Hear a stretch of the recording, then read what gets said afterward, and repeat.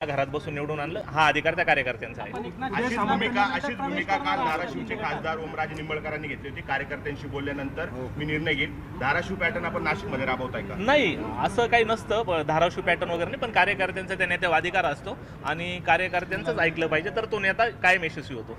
उदय सामंत एकनाथ शिंदेशी विजय झाल्यानंतर काही बोलणं झालं? नाही, मी आतमध्ये आहे. आतमध्ये मोबाईल अलाउड नाही, त्यामुळे माझं कोणाशी बोलणं झालेलं नाही. तर विमानात आपल्याला ओझरच्या एअरपोर्ट आज तर मी फक्त माझ्या कार्यकर्त्यांसोबत आनंदोत्सव करणार. मग आता उद्या बघू काय काय होतं. ओझरच्या एअरपोर्टवर विमान पाठवले अशी देखील चर्चा आहे. तसं असेल तर आपण तात्काळ मुंबईला जाऊन एकनाथ शिंदेची भेट घेणार का? मला काही याबद्दल कल्पना नाही.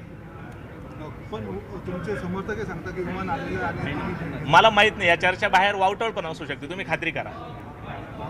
एकनाथ शिंदेची भेट घेणार का? निरोप आला तर भेट घेणार का?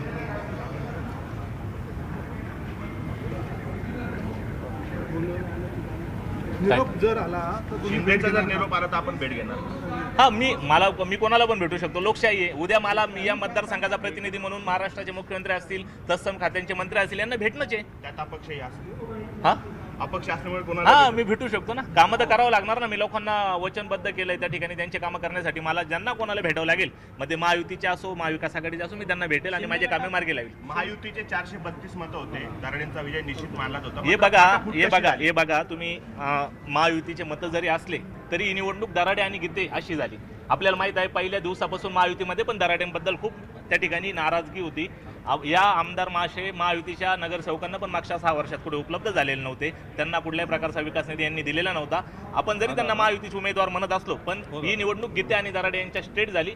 आणि त्यात आता मला महाविकास आघाडी, मी पहिले सांगितलं का मला मालेगावचे आसिफभाई शेख, आपले मालेगावचे माझे आमदार इस्लाम पार्टी, त्यांचे मतं आणि महाविकास आघाडीचे मतं यांनी पहिल्यापासून त्यांची भूमिका माझ्या मागे स्पष्ट ठेवली. त्याच्यामुळे मला ताकद आली आणि नंतर माझ्या कार्यकर्त्यांनी मला घरात बसून केलेला प्रचार या विजयामागचं गणित आहे. खरं तर या जागेवर आमदार म्हणून गणेश गीते हे दावेदार होते. 100% ही जागा गणेश भाऊंचीच होती आणि महायुतीमध्ये ही जागा भारतीय जनता पार्टीने खेचून आणायला पाहिजे होती.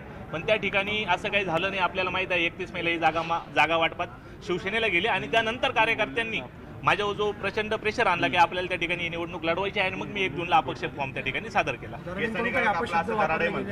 हे बघा, आता निवडणूक पार पडलेली आहे. त्यांनी माझा बाप काढला होता, आपल्याला पण माहित आहे. तू म्हातारा झाला का, तुला अजून निवडणुका लढवायला कालावधी आहे, असं पण ते त्यांचे बंधू बोललेले होते. पण आता माझा त्यांच्याबद्दलचा जो यवधावा होता तो संपलेला आहे. मला लोकांनी त्या ठिकाणी मतदारांनी विश्वास टाकलाय. मी त्या विश्वासाचं स्वागत करेल आणि भविष्यात त्यांच्या कामासाठी अहोरात्र झटेल एवढं सांगतो.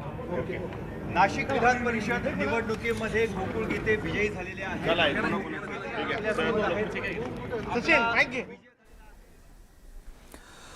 तर आपण नाशिकमधून थेट गोकुळ गीते यांची प्रतिक्रिया ऐकत होतो. अपक्ष उमेदवार गोकुळ गीते आणि यांना विजय मिळाला, दराडे यांचा पराभव झाला. त्यानंतर आपण बघितलं मोठ्या प्रमाणात त्यांच्या कार्यकर्त्यांकडून सुद्धा जल्लोष करण्यात आला.